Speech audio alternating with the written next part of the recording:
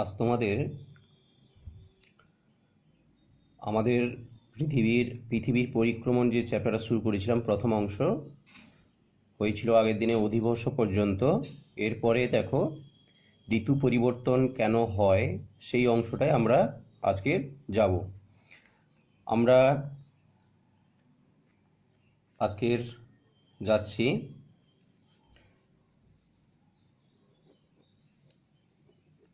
আমাদের পৃথিবীর পরিক্রমণ second part যে অংশতে আমরা যাচ্ছি। একটা জিনিস তোমরা লক্ষ্য করবে যে আমাদের যে ঋতু, ছখানা ঋতু, গ্রীষ্ম, বর্ষা, শরৎ, হেমন্ত, শীত, বসন্ত, এই ছখানা ঋতু কিন্তু একটির পর আর একটি ঘুরে ফিরে কিন্তু পর্যায়ক্রমে আসে। তাহলে ঋতু পরিবর্তনের কারণ কি? কখনো বা গ্রীষ্মকাল, কখনো বা বর্ষাকাল, এইভাবে পরপর ঋতুগুলো একটির পরে আর একটি ঋতু চলে আসে। তো ঋতু পরিবর্তনের যে প্রধান কারণ, সেই কারণটা হচ্ছে পৃথিবীর বার্ষিক গতি। তাহলে পৃথিবীর বার্ষিক গতি কাকে বলবো না? সূর্যের চারিদিকে যে প্রদক্ষিণ করছে, অর্থাৎ 365 দিনে সূর্যের চারিপাশে পৃথিবীর একবার যে ঘুরে আসা, তাকেই বলা হচ্ছে বার্ষিক গতি বা পরিক্রমণ গতি। তাহলে এই পরিক্রমণ গতির জন্যই সাধারণত ঋতু পরিবর্তন হয়ে থাকছে। তো এই বার্ষিক গতি ছাড়াও আর একটা প্রধান যে কারণ হচ্ছে যে পৃথিবীর 66.5 কোণ করে পৃথিবীর 66.5 কোণ করে অবস্থান। তাহলে পৃথিবীর যে অবস্থান, সেই অবস্থানটা হচ্ছে কত না 66.5 অবস্থান। অর্থাৎ পৃথিবীর যে কক্ষপথ এবং কক্ষতল, সেই কক্ষতলের সঙ্গে 66.5 কোণ করে অবস্থান করছে এবং সূর্যের চারিদিকে প্রদক্ষিণ করছে। তো আমরা যদি একটা তল ধরি, যেমন ধরো এইভাবে একটা আনুভূমিক তল ধরি, আর এটা যদি আমাদের 90 হয়, 90, আমরা জানি এটা হচ্ছে 90। তো পৃথিবীর অবস্থানটা হচ্ছে প্রায় এরকমই, 66.5, প্রায় এরকমই। এই যে কোণ, এই কোণের মান হচ্ছে 66.5। তাহলে পৃথিবী কীভাবে অবস্থান করবে না? পৃথিবী এইভাবে বেঁকে এইভাবে অবস্থান করছে। তাহলে এদিকেও আমরা জানি এটা হচ্ছে উত্তর মেরু, এদিকে নিচের দিকটা দক্ষিণ মেরু। তাহলে দেখো আনুভূমিক তলের সঙ্গে যদি এইখানে সূর্য থাকে এবং এটা যদি একটা কক্ষপথ, এইভাবে যদি কক্ষপথে সূর্যের চারদিকে যদি এইভাবে একটা কক্ষপথে প্রদক্ষিণ করে, তাহলে তোমরা দেখতেই পাচ্ছ যে এখানে হচ্ছে আমরা বলছি যে সূর্য। তাহলে দেখতেই পাচ্ছ যে কখনো সূর্যের কাছে আসছে দক্ষিণ মেরু, আবার দক্ষিণ মেরু এই অবস্থান যদি থাকে, পৃথিবীর এই অবস্থান যদি থাকে, দেখো যে দক্ষিণ মেরুটা সূর্যের কাছাকাছি আসছে, উত্তর মেরুটা সূর্য থেকে অনেকটা দূরে। তাহলে সূর্যের কাছাকাছি থাকার জন্য দক্ষিণ গোলার্ধে কী হবে? দক্ষিণ গোলার্ধে হবে গরমকাল। দক্ষিণ গোলার্ধে কী হবে না? গরম, গ্রীষ্মকাল। আর একইভাবে উত্তর গোলার্ধে কী হবে না? সূর্যের রশ্মি তির্যকভাবে পড়ার জন্য, অর্থাৎ অনেকটা দূরত্ব যেতে হচ্ছে, লম্বভাবে পড়ছে, তির্যকভাবে পড়ছে, অনেকটা দূর যেতে হচ্ছে। তাহলে তির্যকভাবে পড়ার জন্য সেখানে কি হবে না? সেখানে হবে সাধারণত শীতকাল। তাহলে উত্তর গোলার্ধে শীতকাল হচ্ছে। আবার যখন এই অবস্থানে চলে আসবে, এই অবস্থানে যখন পৃথিবী চলে আসবে, ঠিক একইভাবে এই অবস্থানে যখন পৃথিবী চলে আসবে, দেখো এরকমভাবে অবস্থান করছে, এইভাবে অবস্থান করছে। তাহলে এটা হচ্ছে উত্তর, এটা হচ্ছে দক্ষিণ মেরু।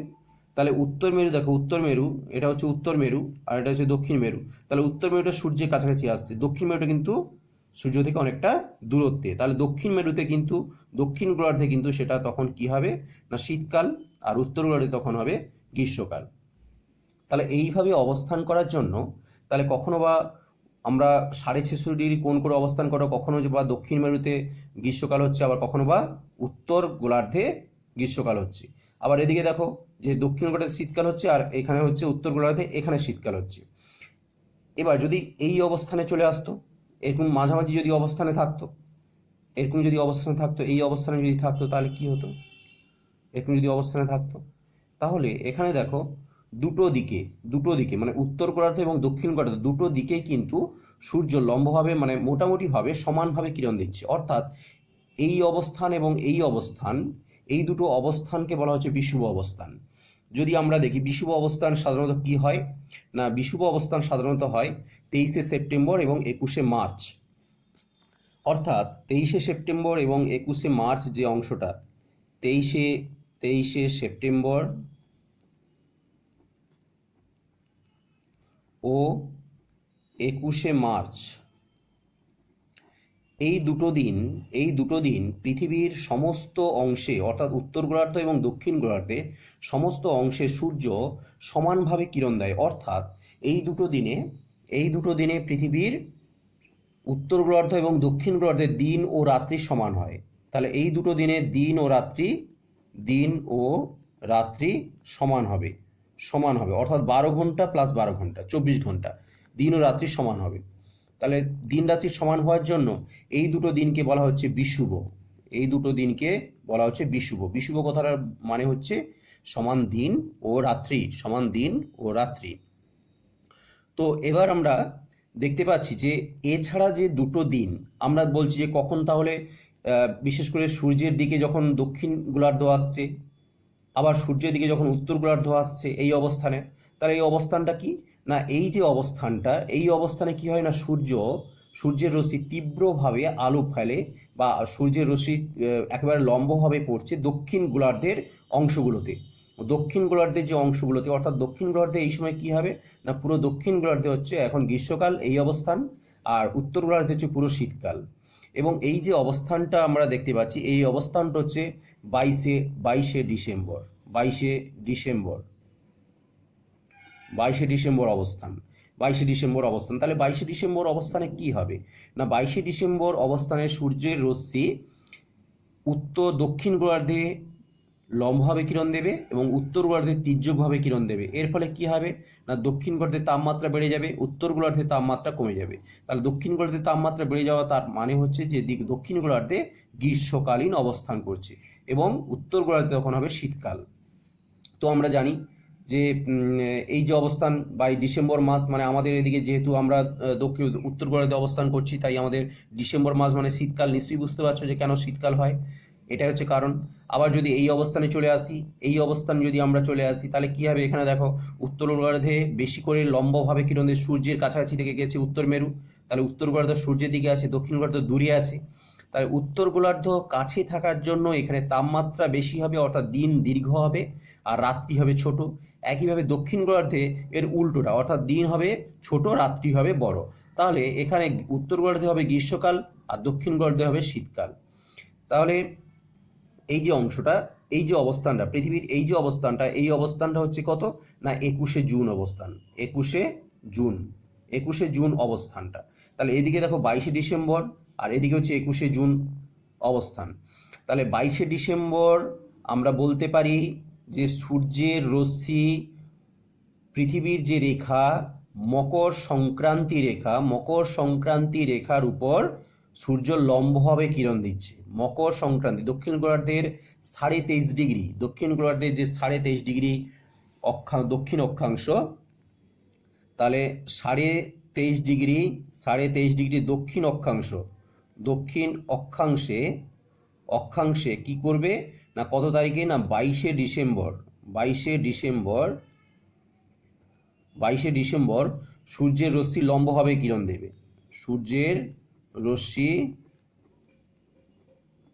লম্বভাবে কিরণ দেবে, ঠিক আছে, লম্বভাবে কিরণ দেবে। এর ফলে কি হবে, না 22শে ডিসেম্বর হচ্ছে দক্ষিণ গোলার্ধের সবচেয়ে বড় দিন। তাহলে এই 22শে ডিসেম্বর হচ্ছে দক্ষিণ গোলার্ধের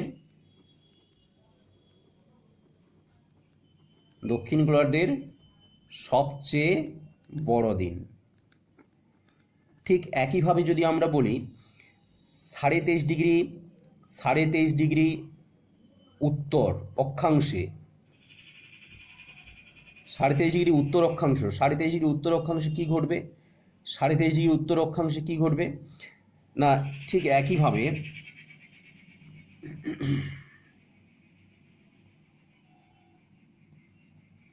23.5 ডিগ্রি উত্তর অক্ষাংশে সূর্যরশ্মি কবে লম্বভাবে কিরণ দেবে? আর সেটা হচ্ছে একুশে জুন। 21শে জুন উত্তর গোলার্ধে কর্কটক্রান্তি রেখার উপর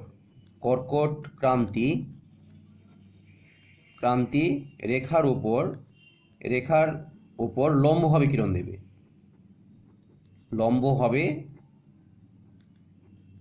দেবে। তাহলে এই দিনটাতে কি হবে না, 21শে জুন দিনটাতে উত্তর গোলার্ধের সবচেয়ে বড় দিন। তাহলে 21শে জুন দিনটাতে উত্তর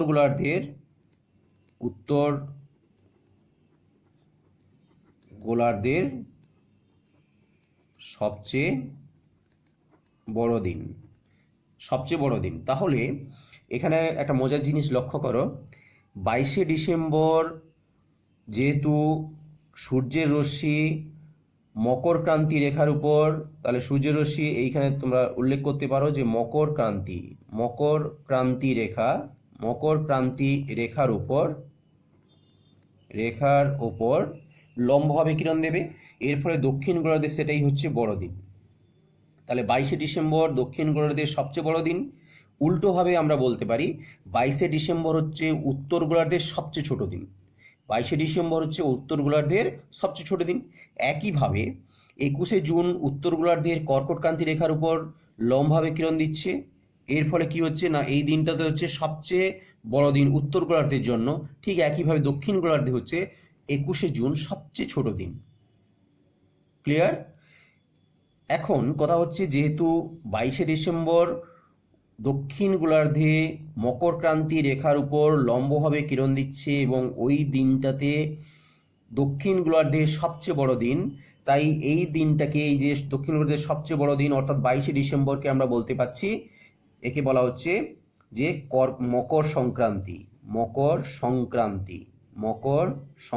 তাহলে পরিষ্কার, মকর সংক্রান্তি কাকে বলে?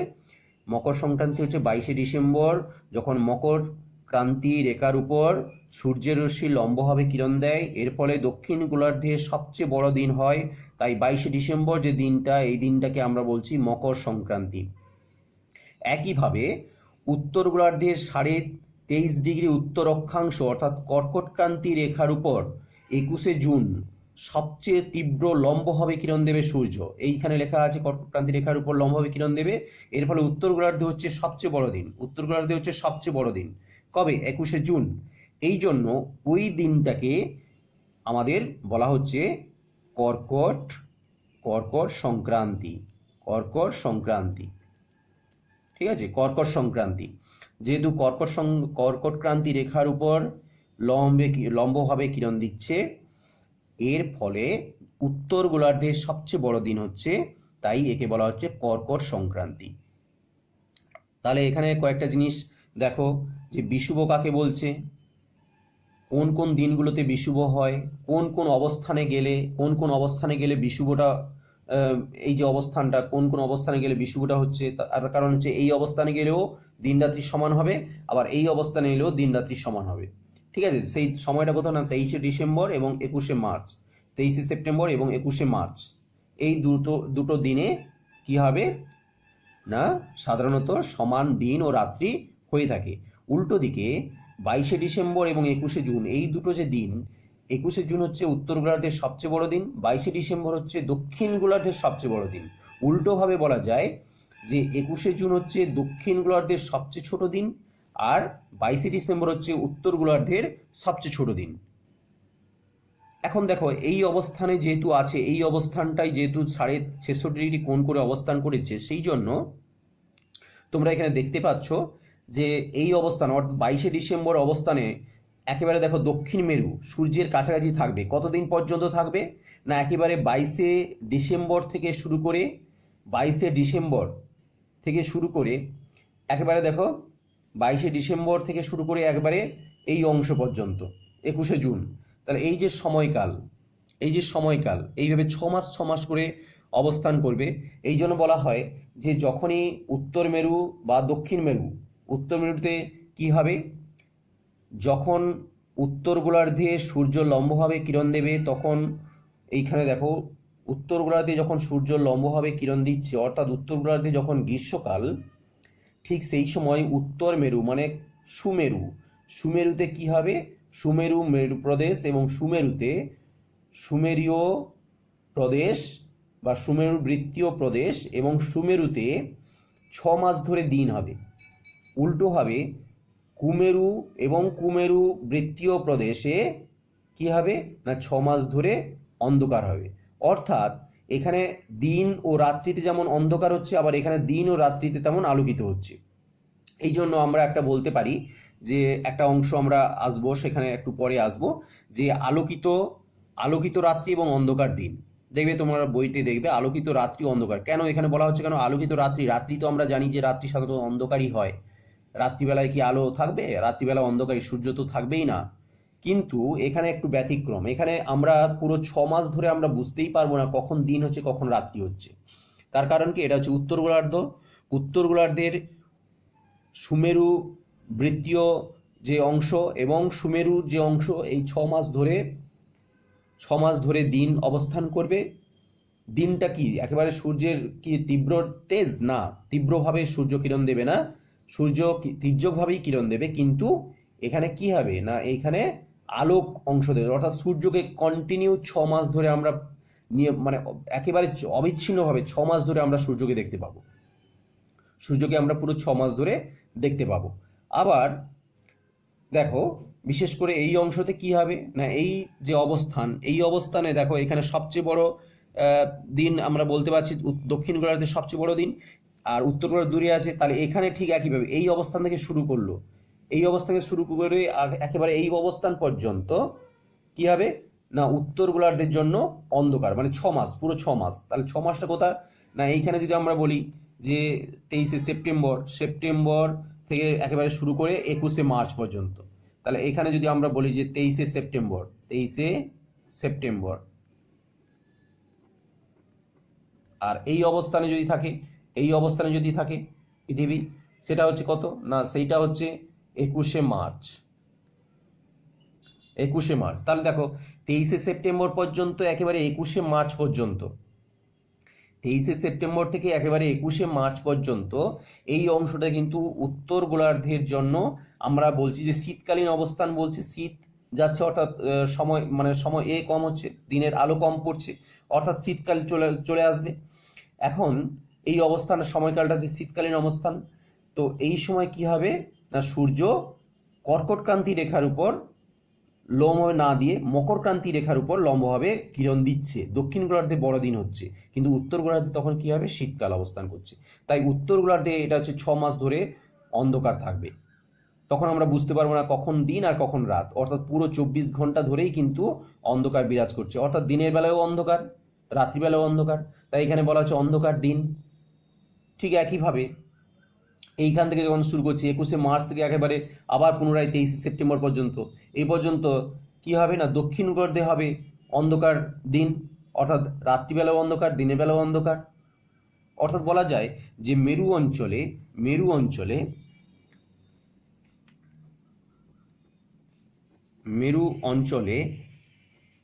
টানা 6 মাস কি থাকবে না, আলো অথবা অন্ধকার বিরাজ করবে, আলো অথবা অন্ধকার থাকবে। তার কারণ কি না, মেরু অঞ্চলে আমরা বলছি সেটা সুমেরু হতে পারে, কুমেরু হতে পারে। যদি দেখা গেল যে 6 মাস টানা যখন উত্তর গোলার্ধে দিন বড় হচ্ছে, অর্থাৎ গ্রীষ্মকালীন অবস্থান চলছে উত্তর গোলার্ধে, তখন উত্তর মেরু মানে সুমেরু অঞ্চলে কি হবে, টানা 6 মাস আলো থাকবে। ঠিক একইভাবে দক্ষিণ গোলার্ধে তখন থাকবে টানা 6 মাস অন্ধকার। একইভাবে যদি আমরা বলি যে দক্ষিণ গোলার্ধে যখন গ্রীষ্মকাল চলছে, তখন দক্ষিণ গোলার্ধে গ্রীষ্মকাল যখন চলবে তখন হচ্ছে কুমেরুতে কি হবে না, টানা 6 মাস ধরে আলো থাকবে। উত্তর গোলার্ধে তখন থাকবে টানা 6 মাস অন্ধকার। এই জন্য কথাটা বলা হচ্ছে যে আলোকিত রাত্রি, অন্ধকার দিন। ঠিক আছে। এখন একটা মজার জিনিস হলো, যখন টানা 6 মাস অন্ধকার হয়, হবে কোথায়, মেরু অঞ্চলে, তখন কি হবে, একেবারে কিন্তু অন্ধকার থাকে না, তখন কিন্তু গোধূলি বেলার মতো আলো দেখতে পাওয়া যায়। চারিদিকে ঘুটঘুটি অন্ধকার, একেবারে কোনো কিছুই দেখা যাচ্ছে না, তা কিন্তু নয়। তার কারণ হচ্ছে সেখানে হালকা গোধূলির সময় অর্থাৎ সূর্যাস্তের পরে আমরা যে একটা বিশেষ পরিবেশের অবস্থান করি, অর্থাৎ নয় অন্ধকার নয় আলো, সেরকম একটা অবস্থান বিরাজ করবে। সেই সময়ে আকাশে এক ধরনের আলোক বিচ্ছুরণ দেখতে পাওয়া যায়, আলোকের বিচ্ছুরণ দেখতে পাওয়া যায়, যার ফলে কি হয় না পুরো মেরু অঞ্চলটা আলোকিত হয়ে থাকে, পুরো মেরু অঞ্চলটা আলোকিত হয়ে থাকে। তখন সেই যে মেরু আলোর যে ছটা, তাকেই বলা হচ্ছে অরোরা বা মেরু জ্যোতি বা প্রভা বলা হচ্ছে, ঠিক আছে, প্রভা, আলোক প্রভা বলা হচ্ছে, মেরু জ্যোতি বলা হয় বা অরোরা বলা হয়। তাহলে অরোরা অরোরা অরোরা বলা হচ্ছে বা আলোক মেরু প্রভা বলা হয়, ঠিক আছে, বা মেরু প্রভা, অরোরা বা মেরু প্রভা বলা হচ্ছে। এই মেরু প্রবাহ দু ধরনের হয়, যখন আমরা সুমেরুতে দেখতে পাবো তখন তাকে বলবো সুমেরু প্রভা, তাহলে যখন সুমেরুতে দেখতে পাবো তখন বলবো সুমেরু প্রভা, অর্থাৎ উত্তর গোলার্ধে যখন অন্ধকার হবে তখন দেখা যাবে সুমেরু প্রভা। এটা হচ্ছে উত্তর গোলার্ধে, তখন উত্তর গোলার্ধে তখন গোলার্ধে তখন কি হবে, শীতকাল, উত্তর গোলার্ধে তখন শীতকাল চলবে। তাহলে উত্তর গোলার্ধে যখন শীতকাল চলবে তখন আমরা সুমেরু প্রভা দেখতে পাবো সুমেরুতে।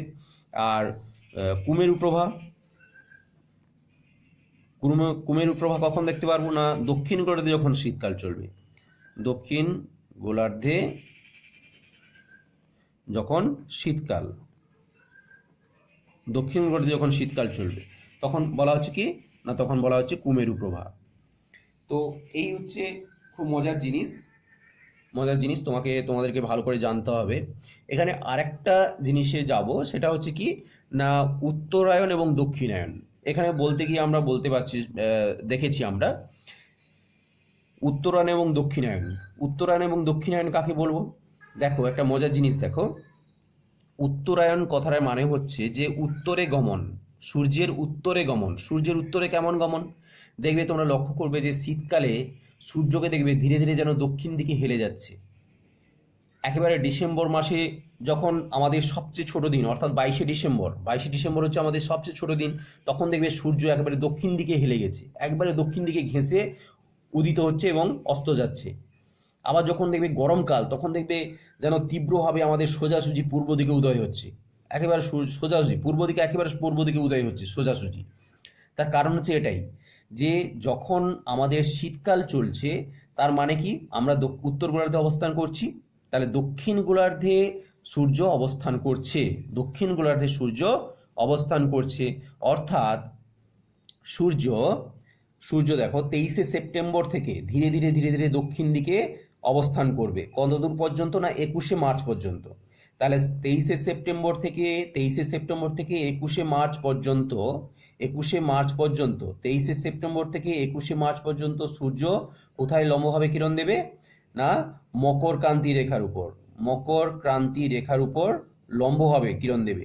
তখন এই অংশতে যেহেতু মকর ক্রান্তি রেখা দক্ষিণ গোলার্ধে অবস্থিত, অর্থাৎ দক্ষিণ দিকে গমন করছে সূর্য, তাই একে বলা হচ্ছে দক্ষিণায়ন।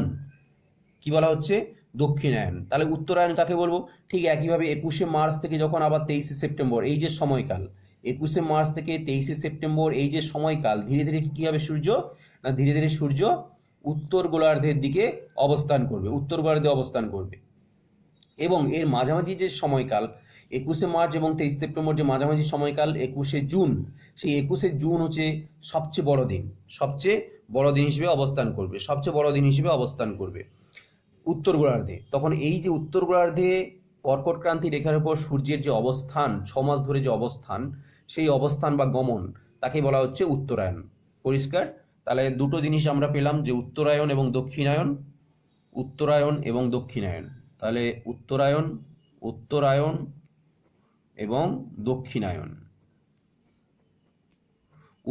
এবং দক্ষিণায়ন। তাহলে উত্তরায়ণটা কবে হচ্ছে না, উত্তরায়ণটা শুরু হচ্ছে সাধারণত 23শে সেপ্টেম্বর থেকে উত্তরায়ণ 21শে মার্চ থেকে একেবারে 23শে সেপ্টেম্বর পর্যন্ত। 23শে সেপ্টেম্বর পর্যন্ত এই যে সময়কালটা, তাহলে উত্তর গোলার্ধে অবস্থান করছে সূর্য, চলাচল করছে, তখন এই সময়কালটাকে বলা হচ্ছে উত্তরায়ণ। দক্ষিণায়নটা ঠিক একইভাবে উল্টো হবে, এখানে হবে 23 উল্টোটা, অর্থাৎ 23শে সেপ্টেম্বর থেকে আমরা এখানে বলে দিয়েছিলাম, এখানে দেখো বলে দিয়েছিলাম 23শে সেপ্টেম্বর থেকে 21শে মার্চ, আবার 21শে মার্চ থেকে 23শে সেপ্টেম্বর। এখানে আমরা সেটাই লিখলাম যে 21শে মার্চ থেকে 23শে সেপ্টেম্বর পর্যন্ত যে সময়কাল, সেই সময়কালে সূর্যের যে উত্তর মেরুতে উত্তর গোলার্ধে যে অবস্থানটা করছে, চলাচল করছে, তাকে বলা হচ্ছে উত্তরায়ণ। আর দক্ষিণায়ন হচ্ছে সাধারণত আমরা এই অংশটা, অর্থাৎ 23শে সেপ্টেম্বর থেকে 23শে সেপ্টেম্বর থেকে একেবারে 21শে মার্চ পর্যন্ত, 21শে মার্চ পর্যন্ত এই যে সময়কালটা, তাকে কি বলবো, দক্ষিণায়ন। তার কারণ হচ্ছে সূর্য দক্ষিণ গোলার্ধে অবস্থান করছে এবং মকর ক্রান্তি রেখার কাছাকাছি অবস্থান করছে এবং গমন করছে, চলাচল করছে। অ্যাকচুয়ালি সূর্য তো চলাচল করে না, তাহলে করে পৃথিবী। তার পৃথিবীর কারণ হচ্ছে, এর হওয়ার কারণ হচ্ছে যে পৃথিবী 66.5 ডিগ্রি কোণ করে অবস্থান করার জন্যই হচ্ছে কারণ। সূর্য কিন্তু স্থির আছে, আমরা সূর্যকে চলতে দেখছি, কিন্তু না, ওটা হচ্ছে সূর্যের আপাতগতি। সূর্যের ওটাই হচ্ছে আপাতগতি। যেমন করে আমরা দেখি যে যেমন করে আমরা দেখছি যে সূর্য প্রতিদিন পূর্ব দিকে উদয় হচ্ছে, পশ্চিম দিকে অস্ত যাচ্ছে, একে বলা হচ্ছে দৈনিক আপাতগতি। ঠিক একইভাবে কিন্তু সূর্য বার্ষিক গতির ক্ষেত্রেও কিন্তু এইভাবে যে মানে একেবারে উত্তর দিক থেকে শুরু করে আবার দক্ষিণ দিক পর্যন্ত, অর্থাৎ একেবারে কর্কট ক্রান্তি রেখা থেকে শুরু করে আবার মকর ক্রান্তি রেখা, আবার মকর ক্রান্তি থেকে কর্কট ক্রান্তি রেখা, এই যে অবস্থানটা করছে পৃথিবীর 66.5 কোণ করে ঘূর্ণায়নের জন্য, এই চলাচলকে আমরা সাধারণত বলছি যে সূর্যই মনে হয় চলাচল করছে। তাহলে তো সূর্য তো স্থির, কিন্তু অ্যাকচুয়ালি পৃথিবী চলাচল করছে। যেমন করে আমরা গাড়িতে বসলে, গাড়ি চললে আমরা দেখি যে গাছপালা পেছনের দিকে ছুটে যাচ্ছে, ওটাই হচ্ছে আপাত গতি, ওটাকে বলা হচ্ছে আপেক্ষিক গতি বলা হয়। ঠিক একইভাবে আমাদের আপেক্ষিকভাবে আমরা যেহেতু পৃথিবীতে অবস্থান করছি, তাই আমরা আমাদের গতিটাকে পর্যবেক্ষণ করতে পারছি না। তাহলে আমরা সূর্যকেই দেখছি, মনে হচ্ছে যেন সূর্য পূর্ব দিকে উদয় হচ্ছে, পশ্চিম দিকে যাচ্ছে। অ্যাকচুয়ালি কি হচ্ছে না, আমাদের পৃথিবী পশ্চিম থেকে পূর্ব দিকে প্রদক্ষিণ করছে বলেই কিন্তু আমরা সূর্যকে পূর্ব দিক থেকে পশ্চিম দিকে যেতে দেখছি। যেমন করে গাছপালা পেছনের দিকে ছুটে, গাড়ির সামনের দিকে ছুটলে মনে হয় যেন গাছপালা পেছনের দিকে ছুটছে, ঠিক একইভাবে। তো সূর্যের এই যে বলা হচ্ছে যে উত্তরায়ণ এবং দক্ষিণায়ন, এই যে চলাচল, এই চলাচলকে বলা হয় যে রবি মার্গ। কি বলা হচ্ছে? রবি মার্গ। ঠিক আছে, রবি মার্গ, যাকে বলা হচ্ছে বার্ষিক আপাতত গতি।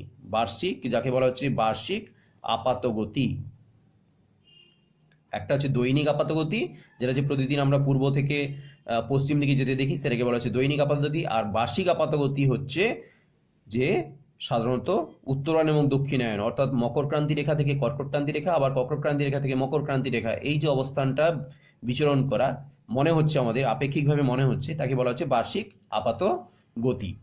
এই বার্ষিক আপাত গতি এখানে বলা হচ্ছে রবি মার্গ, যেহেতু রবি কথার মানে হচ্ছে সূর্য আর মার্গ কথার মানে হচ্ছে পথ, তাহলে যে পথে সূর্য সারা বছর ধরে এইভাবে অবস্থান করছে, যাতায়াত করছে মনে হচ্ছে, তাকেই বলা হচ্ছে রবি মার্গ। তো তোমাদের এখানে এই অংশ, আর একটা অংশ যেটা হচ্ছে মধ্যরাত্রির সূর্যোদয়ের দেশ। আমরা জানি যে রাতের মাঝখানে বা মধ্যরাত্রিতে সূর্যকে দেখা যায়, আকাশে সূর্য দেখা যায়। আমরা জানি একেবারে গভীর রাতে আমাদের যেটা আমাদের এদিকেই হয়ে থাকে, যে আমরা কিন্তু সূর্যকে দেখতে পাই না, সারা রাত্রি কিন্তু একেবারে ঘুটঘুটে অন্ধকার। কিন্তু মেরু অঞ্চলের সংলগ্ন কিছু অঞ্চল আছে, সুমেরু বৃত্তীয় বা কুমেরু বৃত্তীয় অঞ্চলের সংলগ্ন কিছু অঞ্চল আছে, যেখান থেকে সূর্যকে দিনের বেলা যেমন দেখা যায়, আবার মধ্যরাত্রিতেও সূর্যকে দেখা যায়। যেমন নরওয়ে হামারফেস্ট যে বন্দর আছে, ওই অঞ্চলগুলোতে কিন্তু দেখা যায়। যাই হোক, তাহলে এখান থেকে যে প্রথম যে জিনিসগুলো তোমাদেরকে ভালো করে পড়তে হবে, এখানে হচ্ছে পৃথিবী কত ডিগ্রি কোণ করে অবস্থান করছে, আর পৃথিবীর অবস্থানের উপর নির্ভর করে যে দিনগুলোতে আমরা এখানে বিচার করছি, 4টা দিন, তোমাদেরকে 4টা দিনকে, বছরে 4টা দিন, মাত্র 4টা দিন তোমাদের ভালো করে মনে রাখতে হবে। 4টা দিন কি কি না, 21শে সেপ্টেম্বর, দেখো এখানে লেখা আছে 21শে মার্চ, 23শে সেপ্টেম্বর, 21শে জুন এবং 22শে ডিসেম্বর। এই যে 4টা তারিখ তোমাদেরকে মনে রাখতে হবে। আর এখানে হচ্ছে উত্তর গোলার্ধে কোন দিনটা বড়দিন, দক্ষিণ গোলার্ধে কোন দিনটা বড়দিন, কোন দিনটাতে আমরা পৃথিবীর দুটো গোলার্ধেই সমান দিন ও সমান রাত্রি হবে, তাকে কি বলা হয়? বিষুবক বলা হয়। আমরা দেখতেই পাচ্ছি বিষুব বলা হয়। মকর সংক্রান্তি কাকে বলা হচ্ছে? মকর সংক্রান্তি। কর্কট সংক্রান্তি কাকে বলা হচ্ছে? উত্তরায়ণ কাকে বলা হচ্ছে? দক্ষিণায়ণ কাকে বলা হচ্ছে? অরোরা কাকে বলা হচ্ছে? সুমেরু প্রভা কাকে বলা হচ্ছে? কুমেরু প্রভা কাকে বলা হচ্ছে? ঠিক আছে, এই সুমেরু প্রভা এর ইংরেজি নাম হচ্ছে অরোরা বোরিয়ালিস, আর কুমেরু প্রভা একে বলা হচ্ছে অরোরা অস্ট্রেলিস, কথা উল্লেখ করা হয়। তো এই হচ্ছে মোটামুটি আমাদের পড়ার বিষয়। তোমরা এটা ভালো করে পড়বে, এখান থেকে কোনো সমস্যা থাকলে অবশ্যই গ্রুপে পোস্ট করবে। Thank you.